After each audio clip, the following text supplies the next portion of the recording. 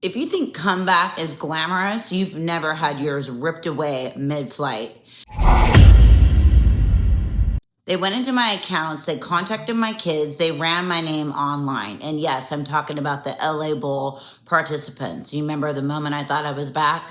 For 3 months, you guys. And the moment I thought I was finally back, it actually threw me into a way deeper depression than before. I know, shocker.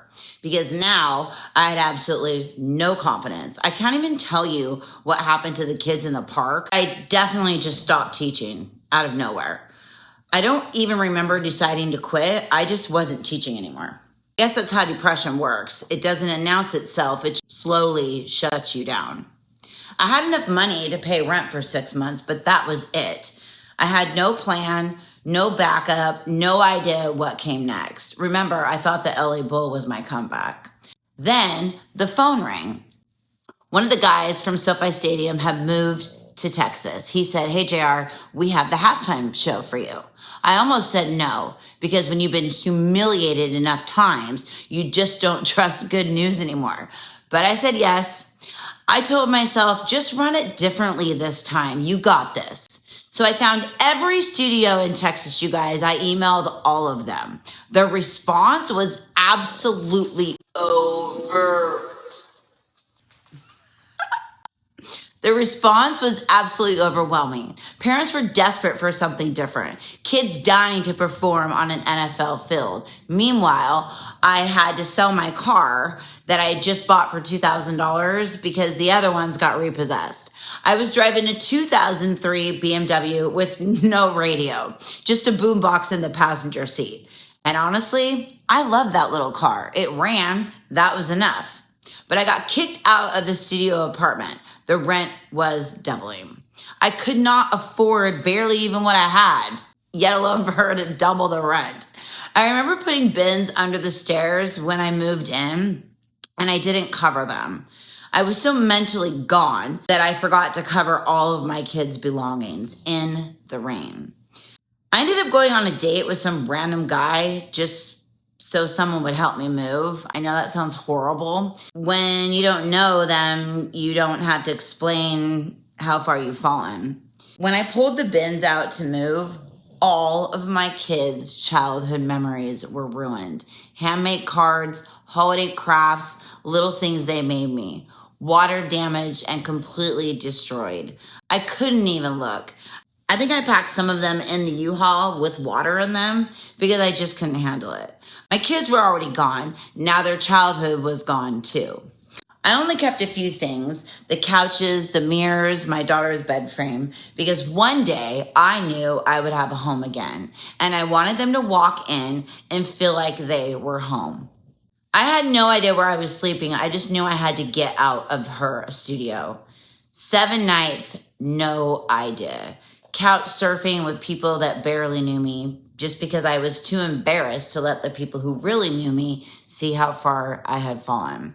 Then I asked a woman, basically a stranger, if I could stay in her daughter's empty room. Her daughter had just went to college. I heard it in passing.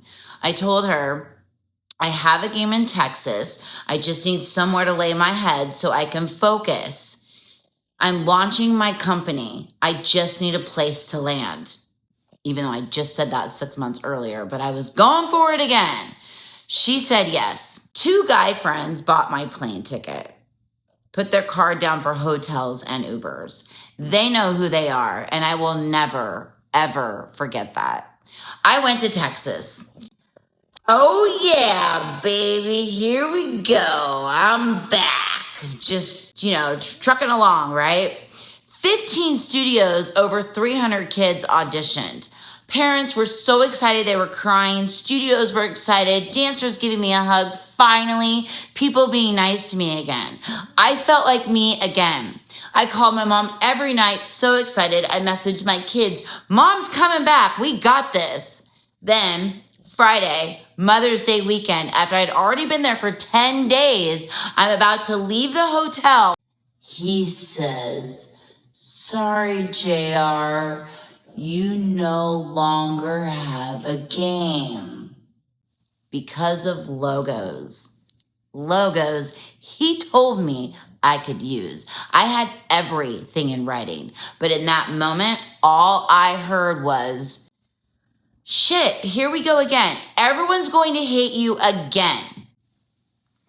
I sat down on that hotel bed and I literally felt like someone shot me in the face. I kept saying, are you serious?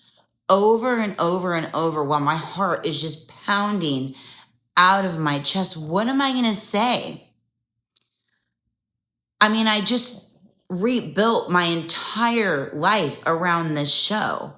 Meanwhile, I had taken $50 deposits from families to cover food, the hotel I was staying in, so I wasn't draining the two guys that helped me. I was paying them back as I was staying there.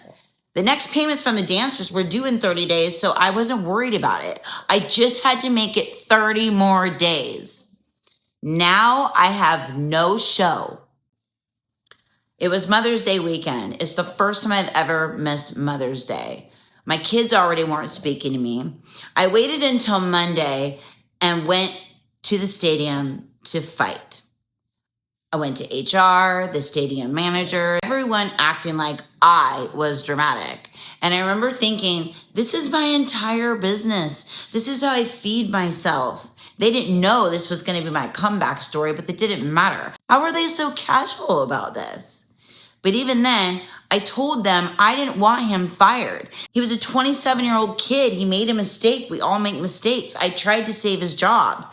I escalated it. I had to. I filed reports. I showed receipts. Still no game. Then 5 days later, after fighting, I flew home. What was I going to do? Live in Texas? No answers, no show, no money coming in.